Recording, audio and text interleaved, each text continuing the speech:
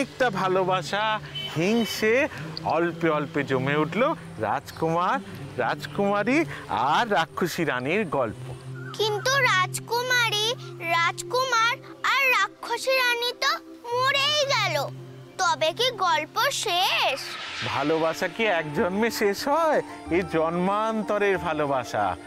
সবে তো এক জন্ম শেষ, পরের জন্মে আবার রাজকুমার রাজকুমারীর দেখা হবে, শুরু হবে এক নতুন গল্প, এক নতুন অধ্যায়। দূর, এরকম পরের জন্ম হয় নাকি? আলবাত হয়, শুধু স্থান কাল পাত্র বদলে যায়, কিন্তু মনটা একই থাকে। কিন্তু রাক্ষসী রানী কি আবার ফিরে এসে রাজকুমার ও রাজকুমারীকে এক হতে দেবে না? ওর কি শাস্তি নেই? এই গোলক ধাঁধার পৃথিবীতে ভালো মন্দের হিসাব মিটিয়ে যেতে হয়।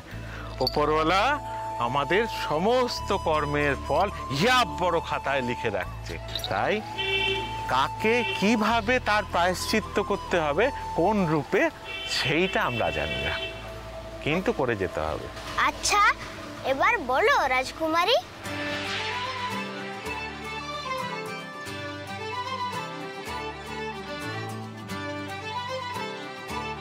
চিন্তা নেই, আজ আমি আসি, আবার ফিরবো নতুন রাজকুমারীর গল্প নিয়ে।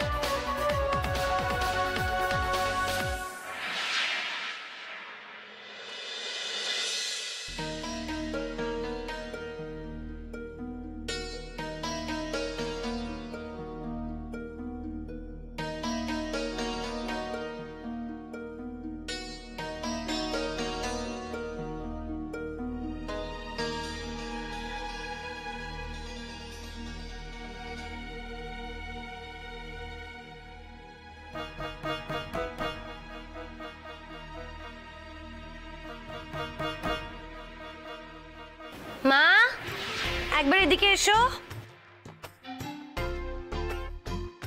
ও মা, একবার এদিকে এসো না। কি হয়েছে দিশা? আচ্ছা, তোর জ্বালায় কি আমি দুদণ্ড শান্তিতে পুজোটা দিতে পারবো না? আরে বাবা, পুজো টুজো তো হলো, এবার এদিকে দাঁড়াও দেখি। মানে দেখি, এটা রাখো, এটা ধরে থাকো। হ্যাঁ, এটা হলো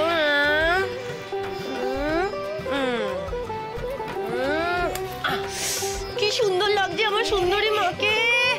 দেখি দেখি আঙুলটা দেখি। কারোর যাতে নজর না লাগে। খুব পেকে গেছিস তাই না রে? কখন থেকে বলছি না মা, হাতে সময় নেই, তাড়াতাড়ি কাজগুলো সেরে ফেল। কেন কথা শুনছিস না বলতো? সেই তখন থেকে আমার সেলাই মেশিন নিয়ে পড়ে রয়েছিস, আর কি আমার জন্য সেলাই করছিস, নকশা করছিস, আমি তো বুঝতে পারছি না। জানা হাতে সময় নেই, তাড়াতাড়ি রেডি হয়ে নে। করছি তো। সর্বনাশ, তোর বাবা কি হয়েছে কে জানে। বলছি, যে কাজটা তুমি করতে পারো না সেটা করতে যাও কেন বলো তো? তোমাকে তো বললাম যে আমি আসছি, এসে সবটা করে দিচ্ছি, তা না। আরে তুমি গেলে তো এই যুদ্ধ জয় করার আনন্দটাই পেতাম না। এই দেখো, তোমার জন্য চা করে এনেছি, কি বলো না কেমন হয়েছে? খাও খাও, নাও। কি কেমন? সত্যি মৃণালিনী, মাঝে মাঝে তাই ভাবি যে তোমারও ভাগ্য যে আমার মতো এরকম বউ ভক্ত স্বামী পেয়েছো তুমি। না বলে আজকালকার দিনে তুমি বলো তো, একটু ভেবে বলো, এরকম দেখেছো আর কাউকে যে এরকম সংসারের জাঁতাল টানতে টানতে বউয়ের চাঁদপানা মুখ শুকিয়ে গেছে বলে এখন চা বানিয়ে বউয়ের মুখের সামনে এসে ধরবে? সে তো বটেই, তবে এটাও কিন্তু বিরল দৃশ্য বল। মানে সামান্য চা করতে গিয়ে রান্নাঘরটাকে একেবারে যুদ্ধক্ষেত্রে পরিণত করতে পারে এরম মানুষও তো এখনো পৃথিবীতে দুর্লভ, তাই না? এরে মনে হচ্ছে 12টা বেজে গেল। হ্যাঁ ঠিক তাই। দিশা, হাতে আর সময় নেই, তাড়াতাড়ি কর। কেন কাজগুলো গুছিয়ে নিচ্ছিস না বলতো? আর কি আমার শাড়িটা নিয়ে পরে রয়েছিস? আমার কি শাড়ি কম পড়েছে যে ওই শাড়িটাই পরতে হবে আমাকে ওখানে গিয়ে? উফ মা, বিলাসপুরের এত বড় একটা অনুষ্ঠান থেকে ডাক পেয়েছো, ওখানে কত বড় বড় লোকজন আসবে বলো তো। আর এতদিন তো ওই পাড়ার মন্দিরে বা বাড়িতে বাড়িতে গান গেয়েছো, কিন্তু এবার এই প্রথমবার আমরা এত দূরে যাচ্ছি, সেখানে এই পুরনো শাড়ি পরবে নাকি? আচ্ছা তোমার মনে আছে তোমার ওই জরির পাড়ওয়ালা শাড়িটা ছিল, ওইটা থেকে এখানে আঁচলটা বসিয়েছি, সুন্দর হয়েছে না? আর এবার কিন্তু কেউ বলতে পারবে না যে আমি টাকা খরচ করেছি। এবার আমার সুন্দরী মা এটা বলেই গান গাইবে। আচ্ছা মা, গাইবো। তোর এই তৈরি করা শাড়িটা পরেই আমি গান গাইবো, ঠিক আছে? আচ্ছা আমি বলছিলাম কিছুটা আদর বাকি রাখো, পথে যেতে যেতে বাকিটা হবে। দিশা, এখন যদি তুই রেডি না হতে যাস এবার কিন্তু দেরি হয়ে যাবে, অনেকখানি দেরি হয়ে যাবে। আর তুই তো তোর মাকে চিনিস, হ্যাঁ? সাজতে গুছতেই তার একেবারে। কি বললে? ও, সব দোষ এখন আমার সাজগোজের, তাই না? এমন একটা ভান করছো মনে হচ্ছে বাপ আর মেয়ে মিলে এক্সপ্রেস ট্রেনের গতিতে তোমরা ছোট। দেখো 3টের বাস ধরবো, অথচ তোমার মেয়ের অবস্থা দেখো, এখনো খাওয়া দাওয়া কিছুই হয়নি। ও তাই তো। এই দিশা, তুই তো এখন রেডি নোস, তো স্নানই হয়নি। ওহ, তুইও হয়ে যায় লেট কেটার মায়ের মতো। মানে বাবা বলতে চাইছে যে প্যানিক করছো কেন, আমরা ঠিক পৌঁছে যাব, তাই তো? বয়সের দোষ। ও, বয়স শুধু আমার একার হলো, তাই তো? আর তুমি তো যৌবন ফিরে পেয়েছো। জিপিএস? আপনি কি বলছেন ম্যাডাম? আমি কে? গৌরী প্রসন্ন সান্যাল ওরফে জিপিএস। আমি না চিরযুবক। এই যে আপনি দুদিন থাকছেন না, দেখবেন এক ধাক্কায় আমার বয়স একবার 10 বছর কমে গেছে। তাই? হ্যাঁ। তাহলে বেশ তো, আমি আর এই সংসারে ফিরবই না, ওই বিলাসপুরের মন্দিরেই থেকে যাব। আর শুধু 10 বছর কেন, সেই সুযোগে তুমি একেবারে 20-30 বছর বয়স কমিয়ে নিও, কেমন? জিপিএস? মা, উফ বাবা তুমি না পারো, মানে দিলে তোমার মাকে চটে। মা তুমি চা খাও তো, এসব বাদ দাও। শোন, ওরা ইচ্ছে করে রাখলে না তোমাকে দারুণ দেখায়। তা তো ঠিক। আচ্ছা শোন না, বকর বকর না করে তাড়াতাড়ি কর, দেরি হয়ে যাচ্ছে। জানো বিমানটা আমাদের সঙ্গে যেতে চেয়েছিল, তোমার মেয়ে কিছুতেই রাজি হলো না। এতটা পথ আমরা বিলাসপুরে যাচ্ছি, ছেলেটা সঙ্গে গেলে কি ক্ষতি হতো বলো তো? উফ মা, আমি জানি বিমান খুব ভালো ছেলে, ও সবসময় আমাদের হেল্প করে, কিন্তু ও তো নিজেরও একটা লাইফ আছে। ও কেন বারবার নিজে নিজে আমাদের জন্য ব্যস্ত হয়ে এত কাজবাজ করবে বলো তো? আর তাছাড়া এদিকে তাকাও, তোমার কি আমার উপর একটু ভরসা নেই? তোমার আছে তো? আমার আছে। ও বাবা, বলছি মা আর আমি তো কখনো তোমাদের ছেড়ে এভাবে বাইরে যাইনি, তাই বলছি খুব সাবধানে থেকো। তুই কোনো চিন্তা করিস না, এই 2 দিনের ব্যাপার তো আমি ঠিক সামলে নেবো যেভাবেই হোক।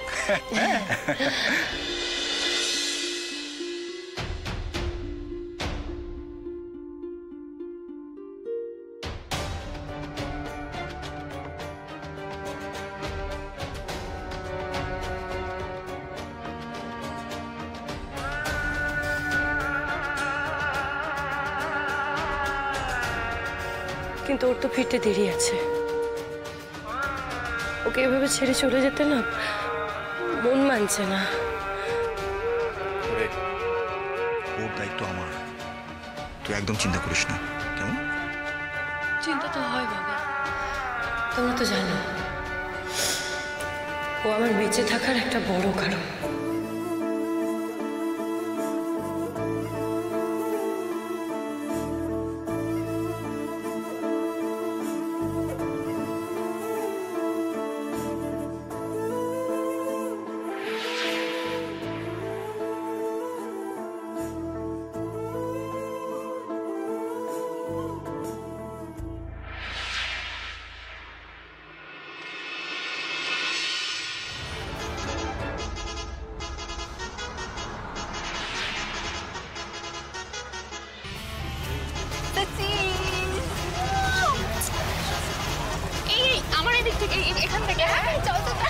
আছে টাকা টাকা গাইস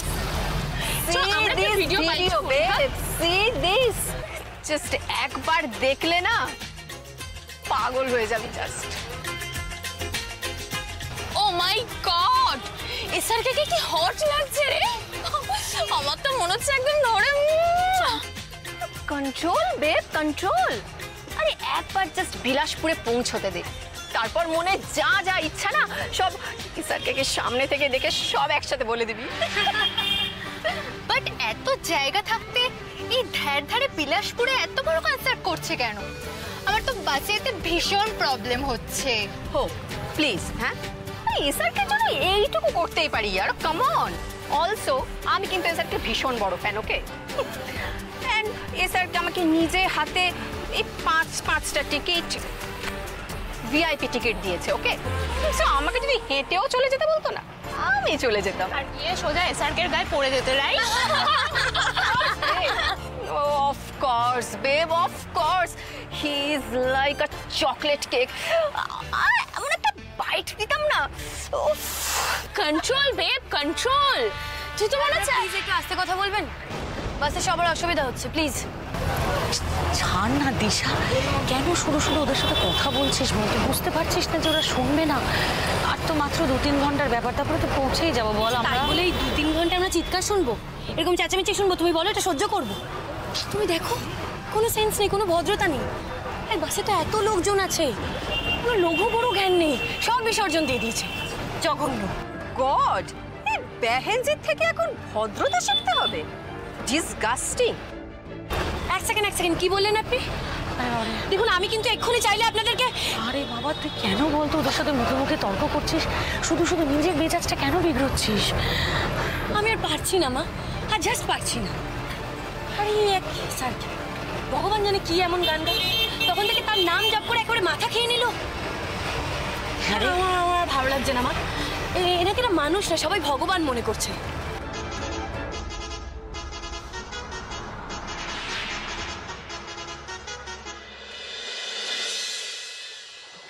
আচ্ছা শোনো, আমার তরফ থেকে তোমাদেরকে একটা ইম্পর্টেন্ট মেসেজ আছে। রিসর্টের পিছনের গ্রাউন্ডে আজ এসআরকের বিশাল বড় একটা লাইভ কনসার্ট হচ্ছে। উনি হয়তো আর কিছুক্ষণের মধ্যেই চলে আসবেন। তোমরা খেয়াল রাখবে ওনার যেন কোনো প্রবলেম না হয়। ওনার সিকিউরিটি ভীষণ টাইট থাকে, কোনো বাইরের লোকজনকে ভেতরে ঢুকতে দেওয়া যাবে না। আমি যেন কোনো কমপ্লেন আজ না শুনি। Is that clear? Yes sir. Okay. আপনারা দেখতেই পাচ্ছেন এসআরকে নিয়ে আজ বিলাসপুরে তৈরি হয়েছে এক প্রবল উন্মাদনা। এখানকার জুবলি রিসর্টের বাইরে যেন মানুষের ঢল নেমেছে আজ। আজ সবার মুখে শুধু একটাই নাম শোনা যাচ্ছে, এসআরকে। বোঝাই যাচ্ছে না যে এটা কোনো বড় কনসার্টের ভিড় নাকি কোনো বড় উৎসব। পারলে একবার এসআরকে রুমটা চেক করে নিও ঠিকঠাক ক্লিন আছে কিনা। ওকে, 1 মিনিট। হ্যালো, উনি এসে গেছেন? আচ্ছা ওয়েট, আমি আসছি। এই শোনো, বলছিলাম যে এসআরকে গাড়ি কিন্তু ঢুকে গেছে, রাস্তাটা যেন একদম ক্লিয়ার থাকে।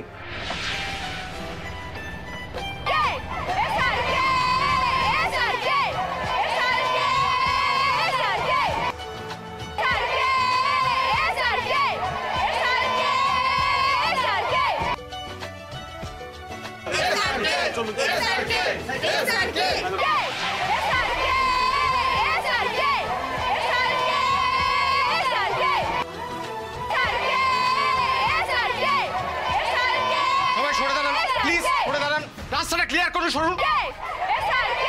কাম এসআরকে।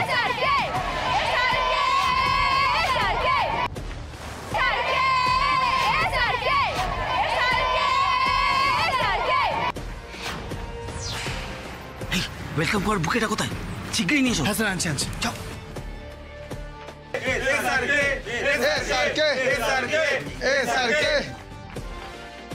স্যার বুকেটা। তুমি যাও। Welcome to Bilaspur SRK.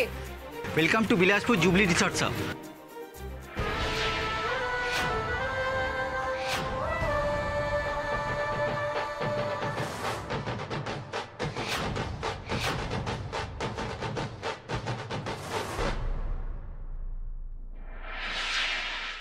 হ্যাঁ রে দিশা, সে কি খুব বড় গায়ক রে? মানে তার অনুষ্ঠানে অনেক ভিড় হয় বুঝি, প্রচুর লোকজন আসে। হ্যাঁ তা হয় ঠিকই, কিন্তু তুমি দেখবে একবার স্টেজে মনে হবে কোনো বাদর লাফাচ্ছে, আর কিচ্ছু না। আচ্ছা ঠিক আছে, বুঝতে পেরেছি। শোন না, বলছি জলটা খা, বুঝলি? টপ করে জলটা খেয়ে নিজের রাগটা গিলে ফেল। জল জল জল, জলটা কোথায়?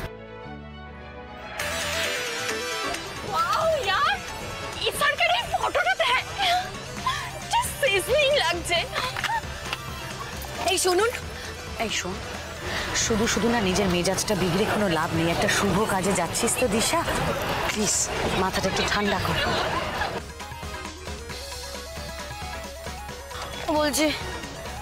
বলছে তুমি এসব বাদ দাও, আমার খুব খিদে পেয়েছে, চলো খেয়ে নি। হ্যাঁ, খেয়ে তো নিতে হবে, তা না হলে তো ওই আমিষের হোটেল, ওরে বাবারে, ওখানে সব এঁটো কাটা মাছ মাংস ওসব ছোঁয়াছানি তো চলবে না, তাই না? বরং খেয়ে নি, চল। তুমি বের করো, আমি হেল্প করে দিচ্ছি।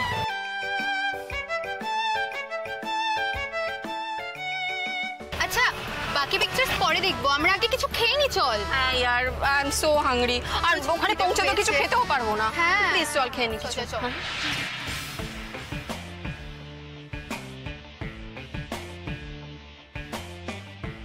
এই শোন না, বলছিলাম কি যে, আরে কি করলেন এটা? আমি তখন থেকে বলে যাচ্ছি ভদ্রভাবে কথা বলুন, ভদ্র আচরণ করুন, ঠিক জায়গায় বসে কথা বলুন, আস্তে কথা বলুন, তখন থেকে আপনারা কন্টিনিউয়াসলি ইরিটেট করে যাচ্ছেন। দিলেন তো আমাদের খাবারটা নষ্ট করে। আরে চিল, আমরা তোমাদের জন্য অন্য খাবার অর্ডার করে দিচ্ছি। এত ফ্রাস্ট্রেটেড হয়ে চেঁচাচ্ছ কেন তুমি? কারণ আমরা ভেজিটেরিয়ান, তাই জন্য বাড়ি থেকে খাবারটা নিয়ে এসেছিলাম। ও গড, সি এই জন্য আমি ট্রেনে কুক বুক করে আসতে চাইছিলাম, দেখলি তো? তাহলে এই বাসের মধ্যে এইভাবে সব ইলিটারেট ডিসগাস্টিং লোকজনের সাথে তো আসতে হতো না।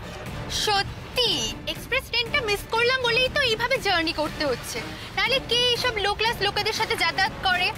এই শালা, আর একটা কথা বলবে না। তখন থেকে নিজেরা অসভ্যতা আমি করে যাচ্ছ, আবার আমাদের ক্লাস লিস্ট বলছো। আমরা না সবাই অনেকক্ষণ ধরে তোমাদের এই বান্ধবীগুলো সহ্য করে যাচ্ছি, এরপরে কিন্তু ঠিক বাস থেকে নামিয়ে দেবো বলে দিলাম। ঠাকুর, যাওয়ার শুরুতে এরকম একটা ঝামেলা হলো, কি জানি ওখানে গিয়ে কি হবে। রুম টুরের ব্যবস্থা সব ঠিক আছে তো? হ্যাঁ স্যার, চলুন।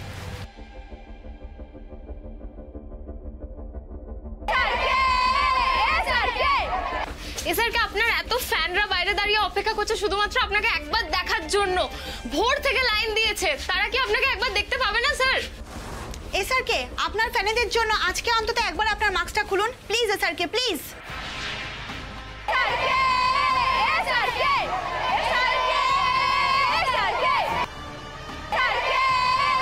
আপনারা প্লিজ সরে দাঁড়ান, উনি অনেকটা ট্রাভেল করে এসেছেন, ওনাকে একটু রেস্ট করতে দিন প্লিজ প্লিজ।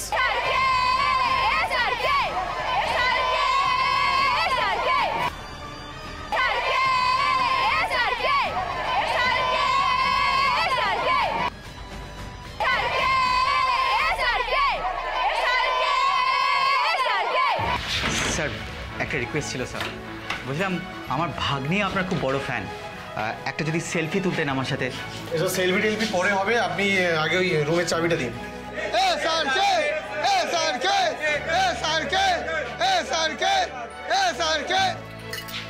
আর শুনুন, বাইরের লোক স্পেশালি প্রেস মিডিয়ার লোক যেন ওকে ডিস্টার্ব না করে, ঠিক আছে? খেয়াল রাখবেন। যাবে কনসার্টের পরই দেখা যাবে। Okay sir.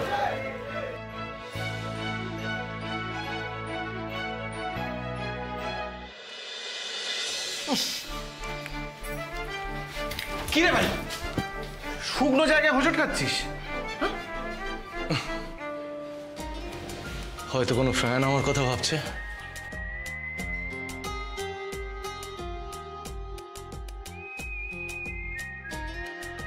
फैन हाय रे जबरा ओए रे जबरा फैन हो गया।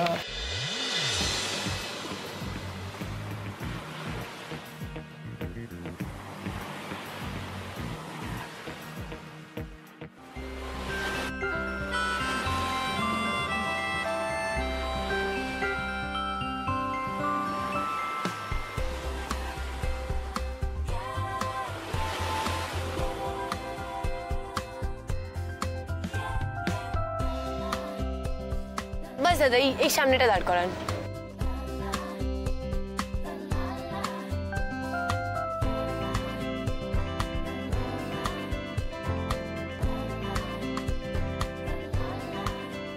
ও মা, হ্যাঁ রে দিশা, কোথায় নিয়ে এসে তুই দাঁড় করালি? এটাই কি আমাদের ঠিকানা নাকি? এ তো বিশাল বড় হোটেল। মা এদিকে দেখাও, এটা হোটেল না রিসর্ট, আর এটাই ঠিকানা। মানে আমরা এখানে থাকবো? বাহ,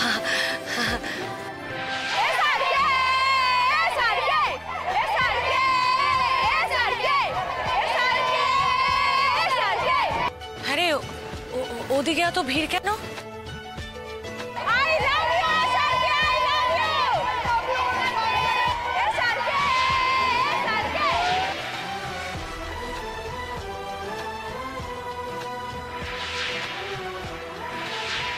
ওই SRK আছে না, এখানে গানের বড় অনুষ্ঠান আছে, উনি এই রিসোর্টে উঠেছেন। এসে গেছে। দাদা আপনার কত টাকা হয়েছে? আপনার 350 টাকা ম্যাডাম।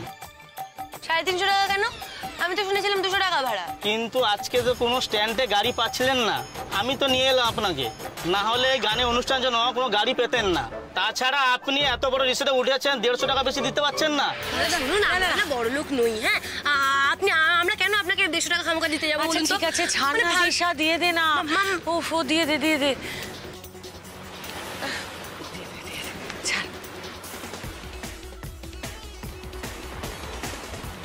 ধরুন, চল।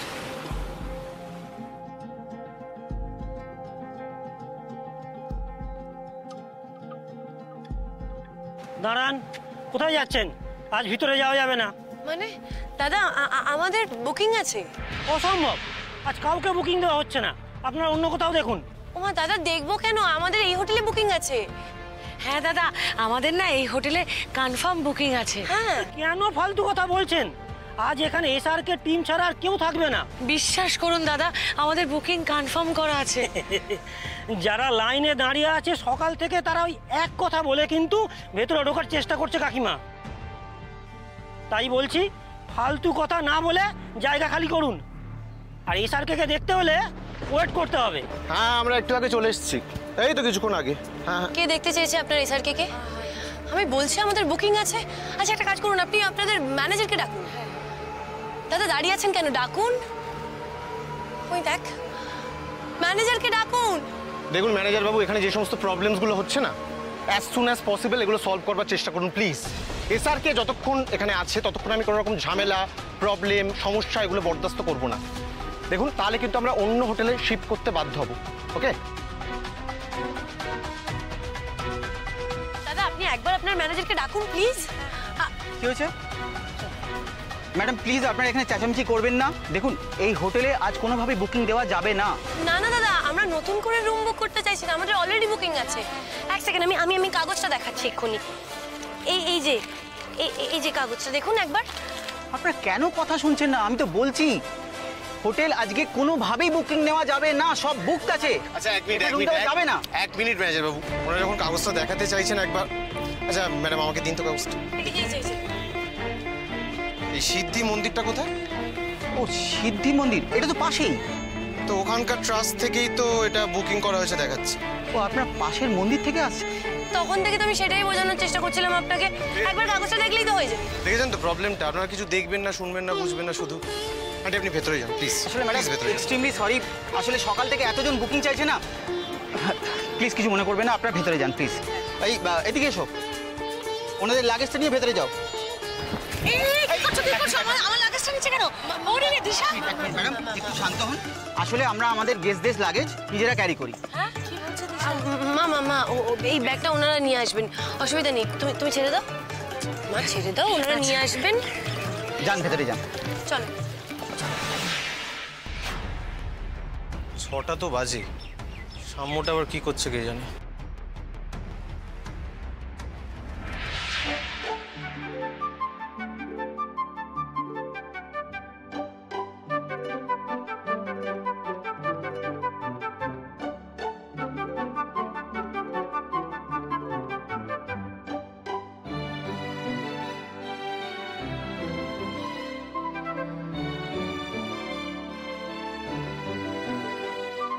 ও মা,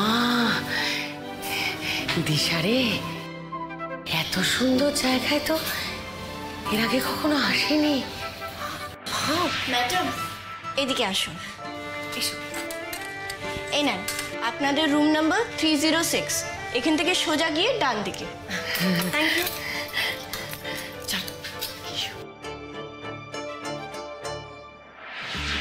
সৌম্যটা এখনো রেডি হয়নি।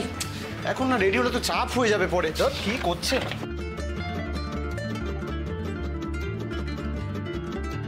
এগিয়ে তুই পারফরমেন্সের আগে বিয়ার খাচ্ছিস বসে বসে?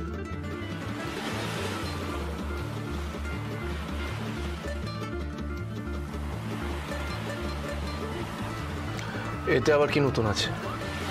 তুই আগে দেখিসনি বুঝি? দেখ আন্টি না এই গোটা ট্রিপটা সমস্ত দায়িত্ব না আমার উপর দিয়েছে। বারবার করে বলেছে যে তোর উপর কোনো বড় বিপদ আসতে পারে। So please bro, please. আর দেখি ক্যানটা দেখি। আর খেতে এগিয়ে রে, তুই পুরো 2টো ক্যান শেষ করে ফেলেছিস। হ্যাঁ আরো লাগবে, হয়তো মুড আসবে না। মুড ফুড আর জীবনেও আসবে না। তোকে আর খেতে হবে না। তাহলে আমারও কনসার্ট করা হবে না? ব্রো সব ব্যাপারে এরকম ব্যাড ট্রিপ দিলে হয় বল? আচ্ছা ঠিক আছে, আমি তোর জন্য 2টো ক্যান অ্যালাউ করতে পারি, ঠিক আছে? ওকে, 2টোর বেশি কিন্তু নয়। ঠিক আছে তুই বসে, নিয়ে আসছি। 2টোই শেষ করে ফেলেছি, আশ্চর্য লোক মনে হয়।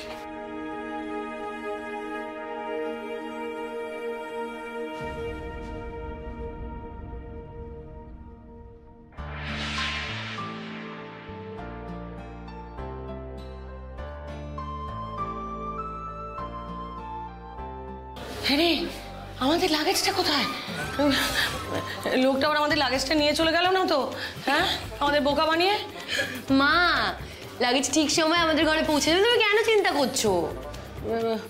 শোন না দিশা, তুই বরং ঘরের দিকে যা, আমি লোকটার পেছন পেছন গিয়ে দেখি লাগেজটা কোথায়। কে জানে কোথায় পাঠাতে হয়তো কোথায় পাঠিয়ে দেবে। না না, তুই ঘরে যা, আমি আসছি মা, আমি আসছি।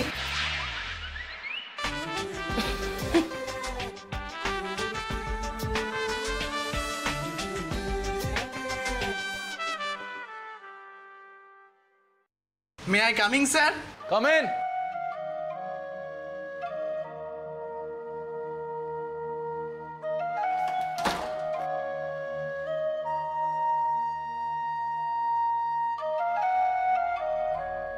স্যার আপনার বিয়ারটা আর রেখে দিয়ে চলে যাও। আর এখন কেউ যেন আমার ঘরে না আসে, কেউ যেন ডিস্টার্ব না করে। ডিস্টার্ব করলে তার জন্য খুব খারাপ হয়ে যাবে। Okay sir.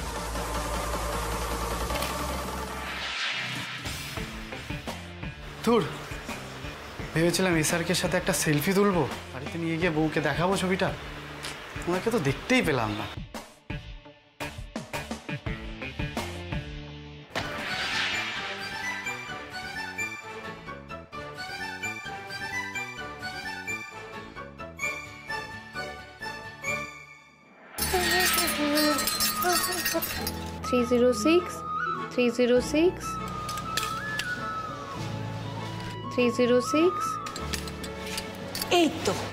এই তো আমাদের রুম।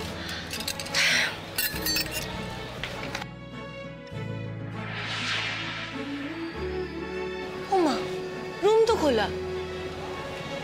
বাবা, এত ভালো রুম সার্ভিস! আমি আসার আগেই রুম খুলে দিয়েছে, ভালো।